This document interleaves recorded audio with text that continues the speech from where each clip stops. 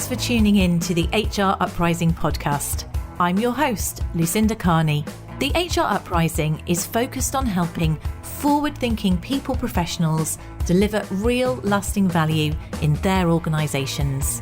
I'm a chartered psychologist, speaker and trainer, and recently authored the best-selling business book, How to Be a Change Superhero. My day job is founder and CEO of software and training business Actus. This gives me the opportunity to work with other businesses like yours. We are focused on building a better workplace for people wherever they are located, with the help of our performance, learning and talent management software and our training and consultancy services. Every week on the podcast, I will be covering different topics and challenges, joined by relevant experts and real-life people professionals. Thank you so much for tuning in. I really hope you enjoy and get value from this week's episode.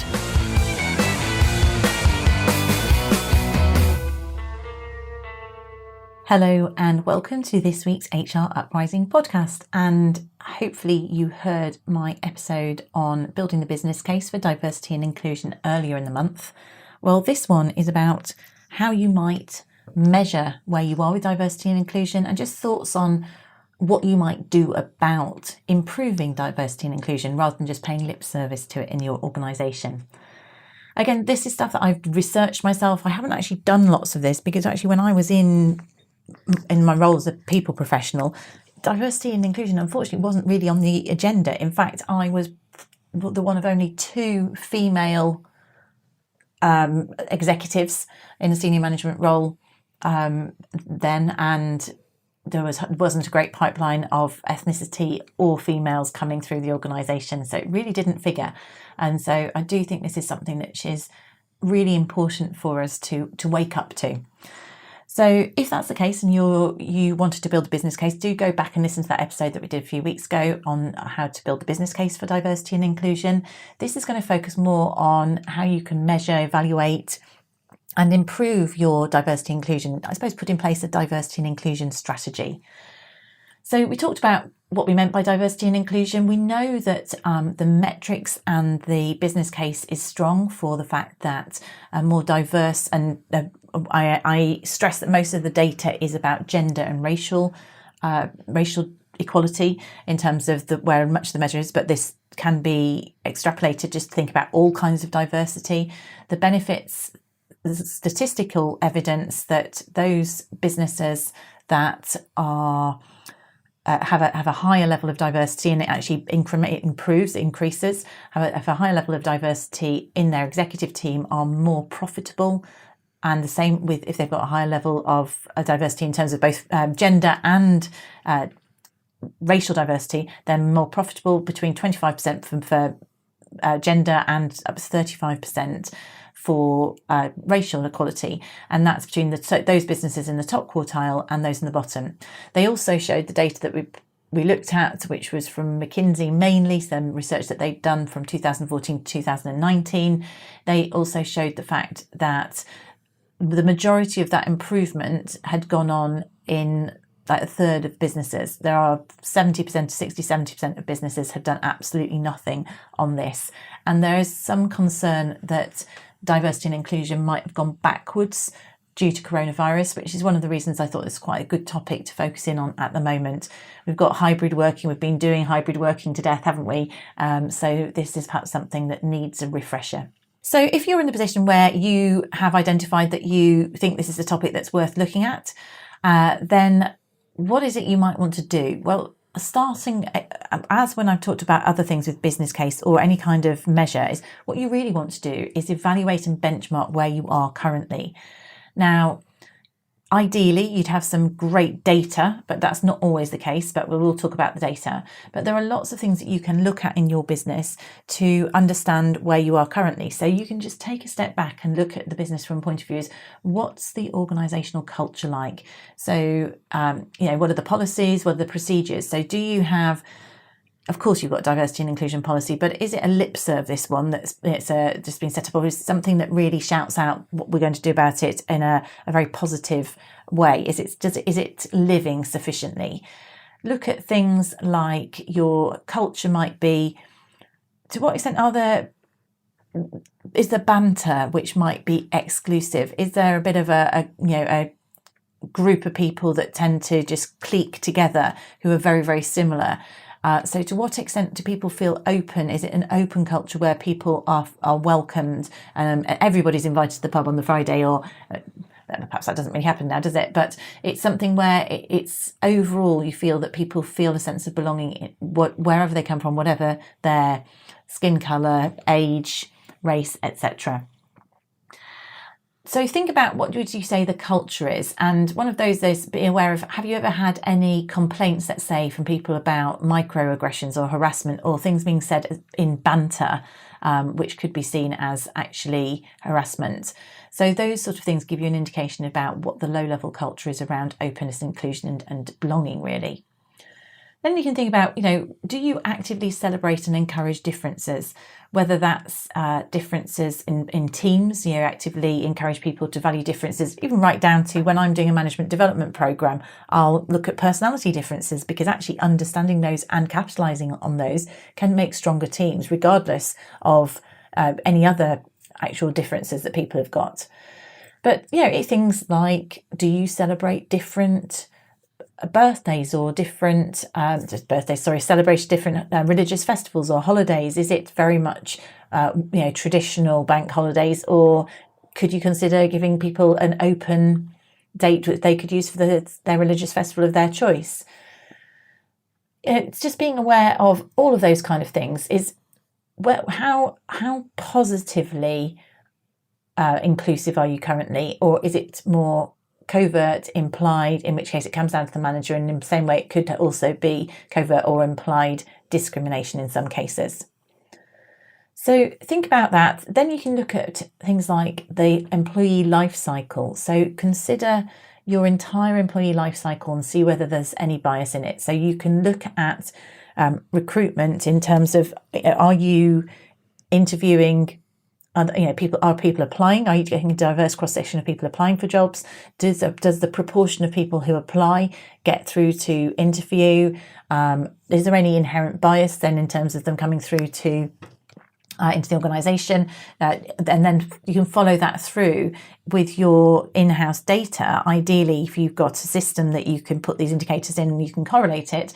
So, is there a pipeline of talent that's diverse in your organisation, or do you recruit, let's say, 20% females, but you've only got 5% an executive at the top? What happens along the way? Look at things where there might be unconscious bias, whether because we don't know the cause of that. Is it that the women are not applying for it? They're not given the opportunities. They're not given the confidence. There's all kinds of reasons, and the same for ethnic minorities as to why they might not be making it up the leadership pipeline. And we know that's critical to the overall business success. But there could be other things. Do people get proportionate pay reviews? If you have something where you do performance-related pay, is there any discrimination or any difference between those? So the data, if you can really get some data crunching, if that's not your thing, get someone else to do it for you, where you have got anonymized data, but actually identify the sex and if they're an ethnic minority, and actually see whether these different tipping points, whether pay reviews, pay increases, bonuses, recognition, whether it is being applied proportionately to your demographic. Because that would be very interesting if you found that it wasn't, because that would be a sense that you might have got some sort of unconscious bias in there. The other sort of things you can look at with regards to the data are things like engagement surveys or uptake of training, for example. So are people, and I'd say that that's an indication of to what extent people feel they belong. So is there a difference in the engagement scores between people who would be seen as in a minority group relative to others? And the same with uptake of training or opportunities for training. Do they feel able to access or take part in things or participate? So that's quite a bit of homework, really. And that is the most powerful thing you could do to work out where you are. Because if you don't know where you are, really, there's not a lot of point in, it's nice, you can have a nice to have, you can have a quick win by doing a religious holidays calendar or improving your policies, but it's not going to have real teeth, if you like, as something. So doing a bit of homework, see, have you actually got an issue in your organisation? And that will, of course, allow you to build your strategy. It would help you to think where to focus first. So if you do find that there is evidence of current discrimination, so let's say there's a pocket of your organisation where there's been a history of grievances, of people raising grievances due to banter or microaggressions, well, that's something that needs to be dealt with. And not just in the pocket, it needs to be dealt with overall, but you need to make sure that pocket changes. But also looking at whether your data is telling you something where key talent groups are being underdeveloped, they're not being given the same opportunities. Maybe you're not bringing in key talent or skills, or not bringing enough diversity, and just overall your diversity of your leadership pipeline. So all these areas, depending on where you see there's a gap or an issue, then that's where you might want to focus, because you can't do everything at once. And the sort of things that you might do to use in terms of your metrics, I suppose, is having identified those things. So if you work out your ratings, you look at these could then be goals. So having identified your data, you could then set goals to make sure that you have at least an equal proportionate number of people would get the same, a highest performance rating, or a pay increase allocation or promotion. You can look at things like the percentage of people in senior roles.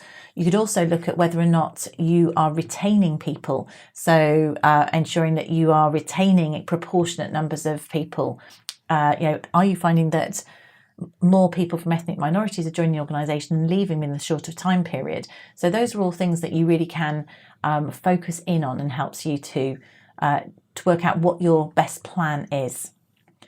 And then, of course, some practical recommendations. So I've assimilated this information from the CIPD largely, and also McKinsey and Forbes and Harvard Business Review recommendations.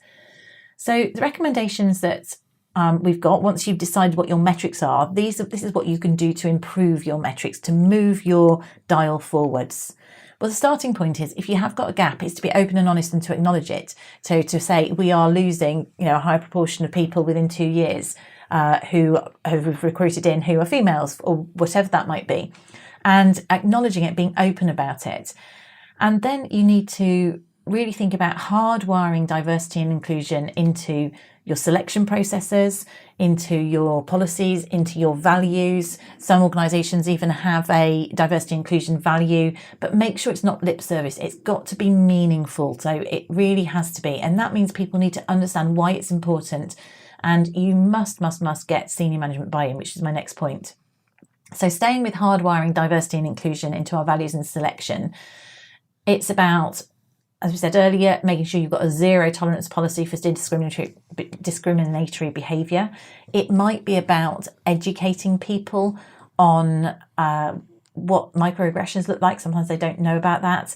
Making sure that your people specs for recruitment are, language, gender, and even class neutral. That there's no unconscious bias in that kind of language. Look at the imagery that you have, or the internal advertising, or who tends to be the people presenting, or the videos.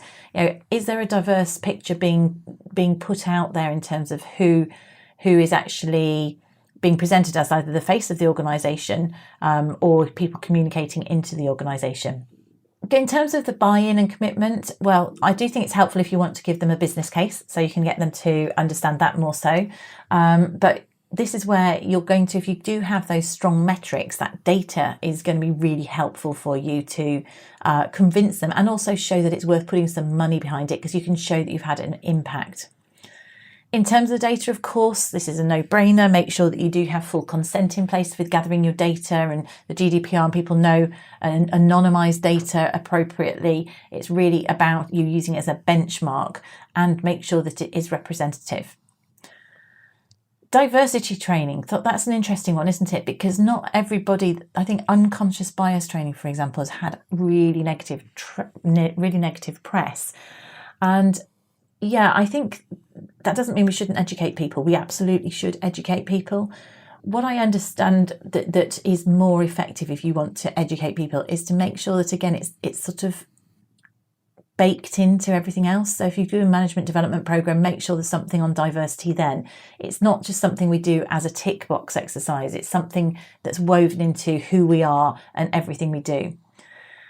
In terms of things like the unconscious biases, apparently one of the downsides of unconscious bias training was that some people felt that just being educated about what bias looked like helped them realise that they had these biases and they were normal.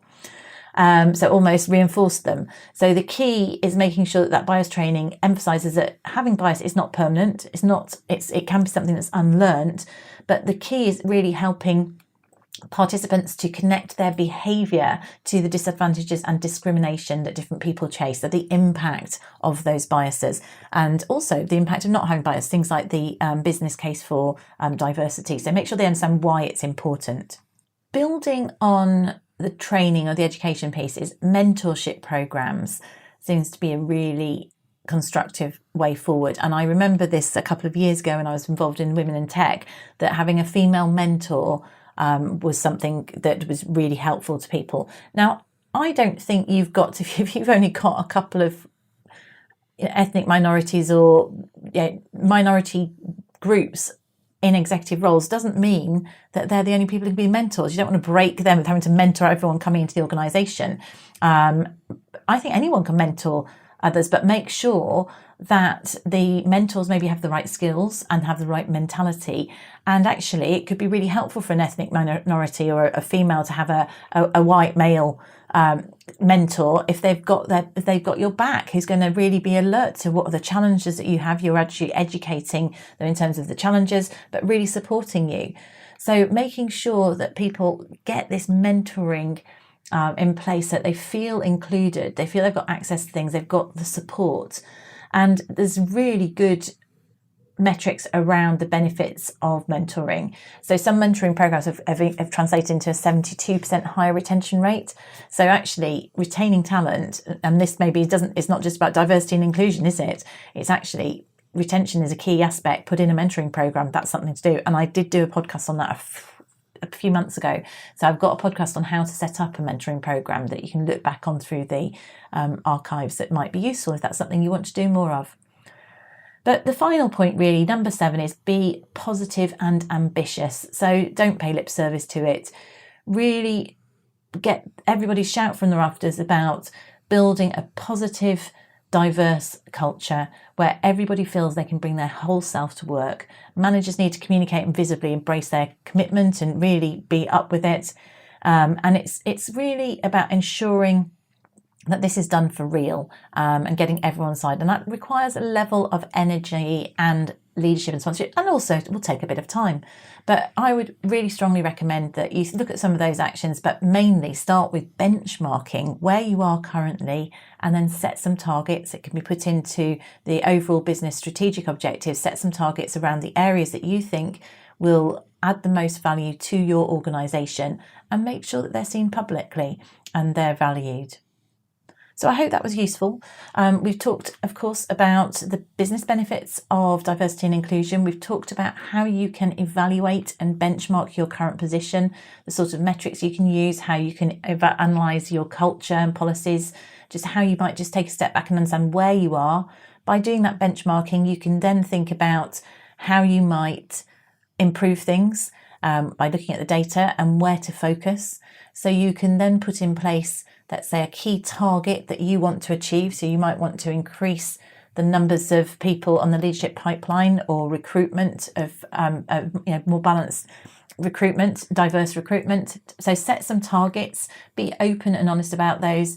And then when you've got those targets, think about which of those recommendations about processes, buy-in, training, education, mentorship, which of those tips might help you most to move this forward, to make sure that we're all going forwards on this really important topic and overcome any of the stagnation that might have been caused by the pandemic. Okay, so I hope that was helpful. Thanks once again for listening. I have done a webinar on this topic. So if you want to see a webinar recording, you can do that. I do webinars for Actus every month. So this month has been all about diversity. So if you want that, and there's also the slides are accessible. So just email us if you want to borrow the slides on this to summarise. Thanks for listening. I really hope you found this week's episode useful and enjoyable. If you did, perhaps you could recommend us to a friend or colleague, or give us a review on your platform of choice. It really helps new listeners to find us. Now, you can access links to any of the information mentioned in this show via the website www.hruprising.com. Further free resources are also available at www.actus.co.uk. There you can also find out more about our software and training solutions. Finally, why not join our LinkedIn group, the HR Uprising, to share ideas and collaborate with other like-minded people professionals. Thank you for listening to the HR Uprising podcast.